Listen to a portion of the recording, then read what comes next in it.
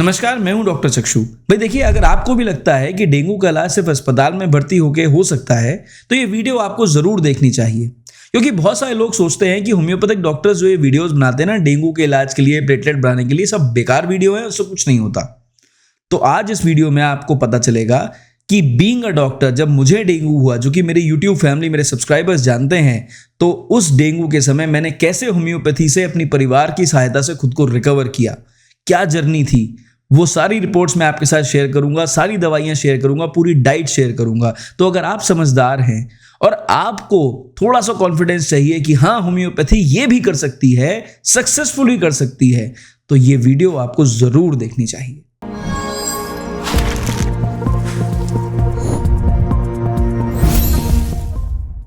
तो भाई देखिए, इस वीडियो की शुरुआत करते हैं कुछ बेसिक्स के बारे में आपको बताकर कि डेंगू आप सभी जानते हैं क्या है। डेंगू बेसिकली एक इन्फेक्शन है जो कि एक मच्छर आपको काट कर करता है। जो मच्छर है उसका नाम एडीज एजिप्टी मॉस्किटो है, और जो वायरस वो आपकी बॉडी में छोड़ देता है वो है फ्लेवी वायरस, जो कि आरएनए वायरस है। अब ये जो फ्लेवी वायरस है ये आपकी बॉडी में चला जाता है और उसके बाद मल्टीप्लाई होकर आपके शरीर को बुरी तरह से इन्फेक्ट कर देता है। अब अगर आपको एक मच्छर ने काटा तो सिम्टम आने में जो समय लगेगा वो लगभग तीसरे दिन से लेके 7वें दिन तक हो सकता है।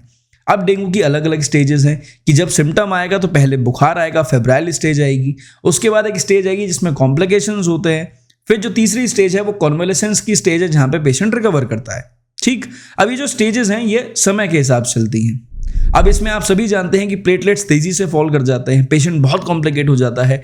और अगर आप मेरे शहर की बात करें, बरेली शहर की बात करें, तो यहाँ पर डेंगू बहुत बुरी तरह से फैला, बहुत हॉस्पिटलाइजेशंस हुए, कॉम्प्लिकेशंस भी बहुत हुए, थोड़ा सा पेशेंट डेथ टोल भी रहा, लेकिन डेंगू ने वास्तव में बहुत लोगों को इन्फेक्ट किया।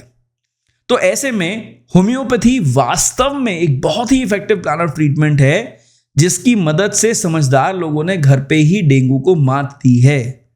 और मैं खुद उसका एक जीता जागता सबूत आपके सामने हूं, जो वीडियो बना रहा है सिर्फ आपको कॉन्फिडेंस देने के लिए। तो जब देखिए, मुझे जिस दिन इन्फेक्शन हुआ होगा, मैं नहीं जानता कि वो कौन सा डे था, लेकिन मैं ये मान के चल रहा हूं कि मेरे को 4th डे यानी चौथे दिन सिम्टम आने शुरू हुए। अब अगर आप इस रिपोर्ट को ध्यान से देखेंगे तो आपको महसूस होगा कि मैंने अपनी जो रिपोर्ट कराई है वो 29 अक्टूबर यानी 29 अक्टूबर को कराई है, जिसमें मेरे प्लेटलेट काउंट जो हैं वो 2,41,000 हैं। डेंगू मेरा पॉजिटिव है और बल्कि बाकी जो मेरे पैरामीटर्स हैं वो सारे ऑलमोस्ट नॉर्मल हैं। ठीक, अब समझिए, जिस दिन मुझे सिम्टम आए वो था अक्टूबर 28। उस दिन मैं ओपीडी में था। मेरे को लगभग ओपीडी में 2 बजे के बाद जब मैं था तो मेरे को हल्का सा बुखार आना शुरू हुआ। जब मैंने टेम्परेचर चेक किया तो लगभग 101 डिग्री फ़ारेनहाइट था। धीरे धीरे करके टेम्परेचर जो था वो बढ़ने लग गया और टेम्परेचर मेरा 104 डिग्री फ़ारेनहाइट तक पहुंच गया। अब मैं कोई महान डॉक्टर नहीं हूं, लेकिन क्योंकि ओपीडी में था, पेशेंट्स थे, तो मैंने जो काम करना था वो ये कि मुझे उस समय दवा चाहिए थी, तो मैंने सीधे अपने स्टाफ को बोला और एकोनाइट 1000 की मैंने 2 डोजेस 15-15 मिनट के इंटरवल पे ले ली। उससे मुझे सिर्फ इतना कंफर्ट आ गया कि मैं 1 घंटे तक पेशेंट्स को हैंडल कर पाया। उसके बाद मुझे ठंड लगनी जब शुरू हुई तो मुझे कपकपी आई, बहुत कपकपी आई, बहुत तेज बुखार आया, बहुत कपकपी आ रही थी, शरीर बुरी तरह से ठिठुर रहा था मेरा। और जब मुझसे बर्दाश्त नहीं हुआ तो मैंने फटाफट सारे पेशेंट्स को जो फिनिश आउट करने के बाद मैं स्टाफ को बोला कि भाई मैं जा रहा हूँ, मेरे बस की नहीं है। लेकिन वो जो कपकपी थी ना, वो जो आधे घंटे का पीरियड था जो मुझसे बर्दाश्त नहीं हो रहा था, इतनी ठंड लग रही थी और मुझे उस समय वास्तव में जो दवाई की रिक्वायरमेंट थी, तो दिमाग लगाया। उस समय थोड़ा सा जो दिमाग चला, जो मेरे इंटर्न्स थे उन्होंने बोला सर आप जेलसीमियम ले लीजिए, और मैंने फटाक से जेलसीमियम 1000 की फिर दोबारा 2 डोजेस 15-15 मिनट के इंटरवल पे ली। तो सिर्फ मेरे अंदर इतनी ताकत आ गई कि मैं लगभग 1.5 घंटे का जो पीरियड था वो निकाल पाया, और उसके बाद लगभग 30-40 की स्पीड पे अपनी गाड़ी में बैठकर फुल हीटर ऑन करके, बिल्कुल एकदम फुल हीटर ब्लोअर ऑन करके 30-40 की स्पीड पे धीरे धीरे करके 7-8 किलोमीटर का जो मेरा घर का जो रेजिडेंस है मेरा, मैं वहां तक पहुंच पाया। तो आप समझ लीजिए, 2 दवाइयां मैंने यूज करी, उससे मुझे 1.5 घंटे की रिकवरी मिल गई। फिर जब मैं घर में पहुंचा तो ऑलमोस्ट मैं बस था, शरीर में ताकत बिल्कुल नहीं थी, भयंकर वीकनेस हो रही थी, शरीर दर्द कर रहा था बुरी तरह से, और मैं जाके बस अपने बेडरूम में लेट गया। फिर रात तक मुझे कोई होश नहीं। इमरजेंसी में जब मेरी वाइफ ने सब चीज़ें देखी, मैंने उसे बताया, तो as per the instructions of my father, मेरे फादर भी जो एक बहुत सीनियर होम्योपैथिक डॉक्टर हैं, तो as per the instructions of my father उन्होंने कहा भाई अभी तो पैरासीटामोल ही देनी पड़ेगी। तो पैरासीटामोल मुझे दी गई, मुझे कुछ खिलाया गया, खाने के बाद मैंने पैरासीटामोल खाई, मुझसे ज़्यादा खाना नहीं भी मिल रहा था और ये क्लियर हो गया था कि भाई कहीं ना कहीं या तो ये चिकनगुनिया शुरू हो गया या डेंगू हो गया है, क्योंकि ये वायरल फीवर नहीं है। और जैसे तैसे रात मैंने काटी, जो भी पट्टियाँ करनी थी, शरीर को बार बार पोंछना था, फीवर उतारने के लिए कोशिश करनी थी, सब चीज़ें थोड़ा बहुत बीच बीच में करनी पड़ी। एक दो बार रात में 2 बजे 3 बजे के आसपास उठकर हाथ मुंह धोने पड़े ताकि प्रॉपरली थोड़ा टेम्परेचर मेरा डाउन आ जाए। तो this was what happened the first day, October 28। 29 को मैंने अपना टेस्ट कराया, डेंगू पॉजिटिव आ गया। उस दिन भी बिल्कुल सेम यही सिम्टम्स थे। तो अक्टूबर 28, 29, अक्टूबर 30, तो ये 3 दिन जो मतलब 2.5 दिन का पीरियड है, ये पूरा पीरियड जो था ये ट्रबलसम था। तेज बुखार, बार बार चढ़ना उतरना, 101 से लेके 104 तक मेरा फीवर मेंटेन रह रहा था। एक्सट्रीम बॉडी पेन, बुरी तरह से दर्द, शरीर का ऐंठना, दर्द होना। और उस समय कुछ दवाइयां मैंने ली जो मैं अभी आपको वीडियो में आगे बताऊंगा। अब अक्टूबर 31 को दोबारा मैंने अपना चेकअप कराया तो देखा कि मेरा प्लेटलेट काउंट घट गया है। 2,41,000 जो मेरा प्लेटलेट काउंट था वो घटकर लगभग ऑलमोस्ट 1,46,000, 1,46,000 के आसपास आ गया है। अब इस बीच में प्रॉपर डाइट का ध्यान रखा गया। अब कुछ बुखार धीरे धीरे कम तो हो रहा था, लेकिन वो 101 डिग्री के आसपास आकर लगभग मेंटेन हो जा रहा था। बॉडी पेन बहुत था, वीकनेस बहुत थी, इतनी वीकनेस थी कि बस केवल बेड से उठ के मैं अपने रूम के वॉशरूम को एक्सेस कर पा रहा था। और उसके बाद proper bed rest, proper diet, proper ध्यान रखा गया। क्या डाइट ली वो भी मैं आपको वीडियो में आगे बताऊंगा, तो प्लीज थोड़ा बने रहिए वीडियो में मेरे साथ। अब नवंबर 2 को फिर दोबारा चेकअप हुआ। अब नवंबर 2 तक आते आते अक्टूबर 31 को दिक्कत थी, नवंबर 1 को कुछ हल्का सा इंप्रूवमेंट महसूस हुआ शाम के बाद से। तो मैं एटलीस्ट अपने बेडरूम से निकलकर नीचे जाकर, जो मेरा बेडरूम फर्स्ट फ्लोर पे है, तो मैं नीचे ग्राउंड फ्लोर पर जाकर थोड़ी बहुत देर के लिए बैठा, कुछ हिम्मत आई, थोड़े बहुत देर के लिए बात करी, नहीं तो अदरवाइज मैं अपने पूरे टाइम रूम में ही था। अब जब नवंबर 2 को फिर दोबारा मैंने प्लेटलेट काउंट चेक कराया, ऑल्दो आई वाज इंप्रूविंग, मैं इंप्रूव कर रहा था, लेकिन उसके बावजूद मेरा प्लेटलेट काउंट जो था वो लगभग 72,000 आ गया। अब ध्यान से समझिएगा इसकी एक्सेस किस तरह से है कि 5th डे, जो मेरा 5वां दिन था डेंगू का, जो मैं अज्यूम कर रहा हूं, उस दिन मेरा प्लेटलेट काउंट 2,51,000 या 41,000 के आसपास था। देन मेरा 7th डे था, उसमें 1,46,000 था। देन जो मेरा 9th डे था उसमें 72,000 था। अब 9th डे मेरा था नवंबर 2 के बाद धीरे धीरे करके नवंबर 4 तक आया, और नवंबर 4 तक मैं इतना कंफर्टेबल था कि मैं आराम से वॉक कर पा रहा था, सब काम कर पा रहा था, वो प्रॉपर सारी चीज़ें नॉर्मल आ गई थी। डाइट रेस्ट्रिक्शन बहुत स्ट्रिक्ट रही, जो मेरे फादर ने बहुत स्ट्रिक्ट रखी, उसकी वजह से ही इंप्रूवमेंट बहुत अच्छे से आया, अर्ली रिकवरी हुई। उस दिन बहुत दिनों के बाद मैंने प्रॉपर फूड यानी अन्न खाया, नहीं तो उतने दिन तक मैंने अन्न ग्रहण नहीं किया था, अन्न नहीं खाया था as per the instructions of my father.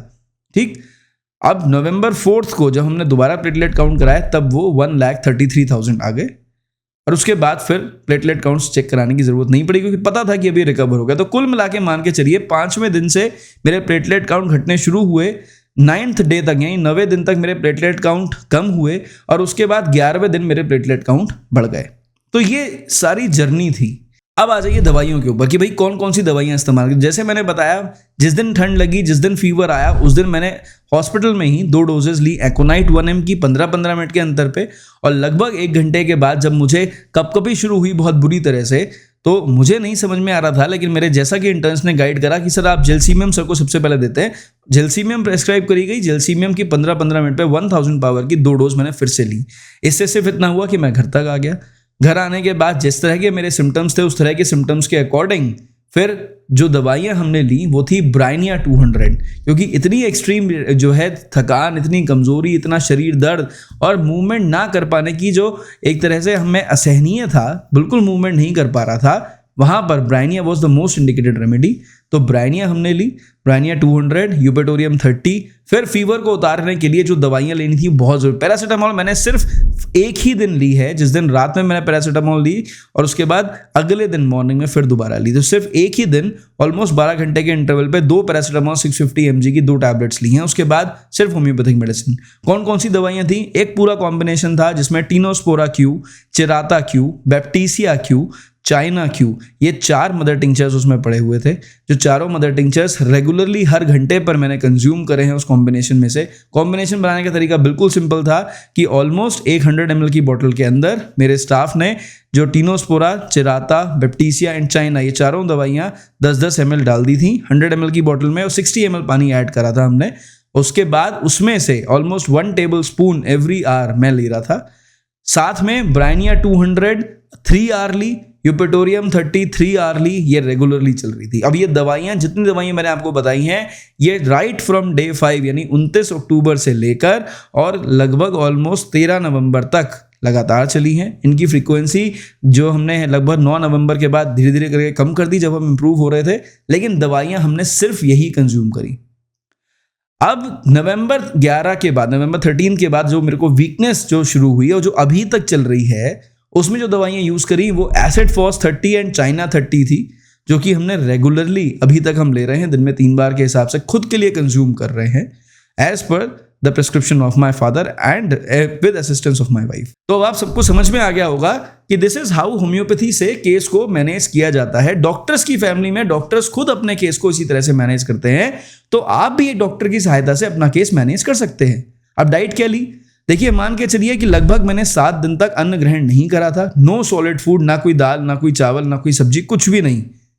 लगभग 3 से 4 नारियल पानी, 3 से 4 ग्लास जूस और लगभग 2 प्लेट सैलेड, जिसमें कद्दूकस करा हुआ खीरा और कीवी, थोड़ा सा ड्रैगन फ्रूट, थोड़ा संतरा, थोड़ा पपीता, धीरे धीरे करके सिर्फ यही चीज़ें ली। बीच में हमने 2 दिन जब थोड़ा गला खराब होने लग गया, क्योंकि ये सब चीज़ें लगातार ले रहे थे, तो लगभग चौथे दिन जब गला ज़्यादा खराब हो रहा था, महसूस सा हो रहा था, लेकिन ये दवाइयाँ ले रहे थे तो इतना महसूस नहीं हो रहा था, पर अनकंफर्टेबल था, तो फिर सूप के ऊपर शिफ्ट हुए। अब सूप बनाने के लिए टमाटर, गाजर, चुकंदर, पालक और लौकी, ये 5 सब्जियों का प्रॉपर सूप बनाया गया। इसी सूप को मैंने 2-3 दिन लगातार लिया, तब जाके चीज़ें रिकवर हुई। नवंबर 11 की रात में जब ये रिपोर्ट मेरे पास शाम को आ गई है, तब उसके बाद मैंने रात में प्रॉपर खाना खाया है। तो अब आपको समझ में आ गया होगा कि जब एज अ डॉक्टर हम अपना इतना ख्याल रख सकते हैं, and I am blessed with my family of doctors. मेरी wife is a homeopathic doctor, मेरे father is a very senior homeopathic doctor, ठीक है, और मैं खुद होम्योपैथिक डॉक्टर हूँ। मेरी फैमिली ने मेरा बहुत ध्यान रखा, मेरी सिस्टर, मेरी मदर, इनमें मेरी छोटी बेटी, everybody took great care of me. और ये बहुत ज़रूरी होता है कि जब आपके घर में एक मरीज हो तो आप उसका पूरा ध्यान रखें। तो देखिए, इस तरह से चीजें चलती हैं। अब होता क्या है, डेंगू जैसी पेशेंट को होता है, आप सब डर जाते हैं, डेंगू हो गया, फटाफट हॉस्पिटलाइज कर दो। Hospitalisation is never a solution. हाँ, हॉस्पिटलाइजेशन में आपको पूरी एड मिल सकती है, लेकिन अगर आप एक अच्छे डॉक्टर के गाइडेंस में घर पे ही पेशेंट को रखेंगे ना, तो एक तो पेशेंट को सेकेंडरी इन्फेक्शन नहीं होगा और पेशेंट जल्दी रिकवर होगा। तो मैं इस वीडियो के माध्यम से आपको यही बताना चाहता था कि देखिए, होम्योपैथी की कौन सी दवाइयां हमने यूज करी, किस तरह की डाइट का हमने ध्यान रखा, किस तरह से हमने खुद को मैनेज करा, किस तरह से प्रोग्रेस थी डेंगू के अंदर, और कैसे सिर्फ होम्योपैथी से हमें रिकवरी मिली। तो अभी तक अगर आपने इतने समय तक इस वीडियो को पूरा देखा है, तो आपके अंदर भी कॉन्फिडेंस आ गया होगा कि जब एज अ डॉक्टर और हम as a family of doctors अपने घर में खुद अपने पेशेंट को रिकवर करवा सकते हैं, तो हम आपको भी रिकवर कर सकते हैं। सिर्फ हमें क्या चाहिए? एक शिद्दत, एक ईमानदारी और पेशेंट का पूरा ग्रैटिट्यूड, पेशेंट का पूरा जो है कोऑपरेशन, तो चीजें इजीली इंप्रूव हो सकती है। और होम्योपैथी 100% रिजल्ट्स दिखाती है, it is not a placebo science. तो इस वीडियो से अगर आपको कॉन्फिडेंस मिला हो तो मुझे बड़ा अच्छा लगेगा अगर आप इस चैनल पर पहली बार आए हो, सब्सक्राइब करेंगे ना, मेरे साथ जुड़ेंगे, मेरी फैमिली बनेंगे, तो होम्योपैथी की पब्लिक इमेज सुधारने में ना हम पूरी मेहनत करेंगे। इस वीडियो में सिर्फ इतना, मेरी तरफ से नमस्कार, थैंक यू एंड जय हिंद।